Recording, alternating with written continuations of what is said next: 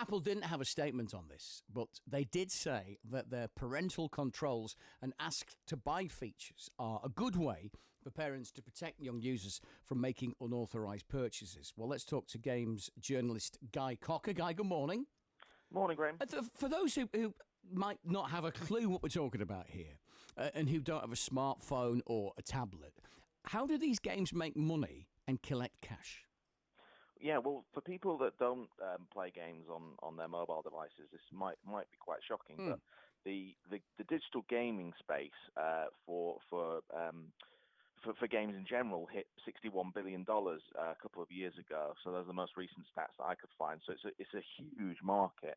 And actually, what game makers found on these devices is that people don't like to pay a lot of money up front. They want to get into a game for free usually, and then pay for it using what are termed as microtransactions. So, as that father said there, I think his name was Roy, he was saying that, you know, his son actually racked up a lot of purchases at 79p. But there are also the options for the hardcore fans to drop £59, £99 on huge, very exclusive items. So the way that people are monetizing these games is very different these days. And the way that the game developer makes money is by monetizing from a very small fraction, usually under a few percent of overall players.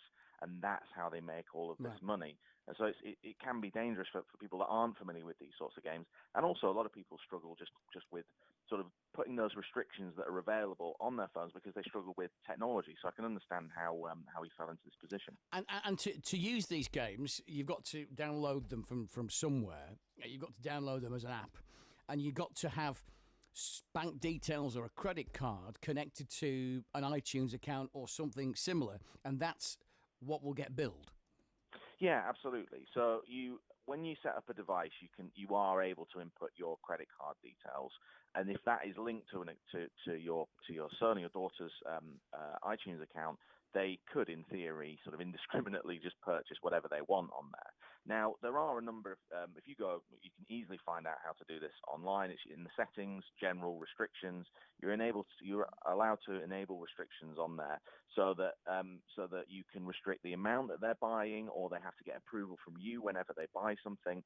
And in fact, if you're a parent, it's a good idea to just go and familiarize yourself with that if possible, because you can put other restrictions on there to make sure that the content that they're watching online is if it's age gated, that they can't access it, and the same with video games as well. But I found, sort of talking to parents in general, that the best way, if you're unfamiliar with technology, the best way to do this is don't put a credit card on there at all. You don't have to.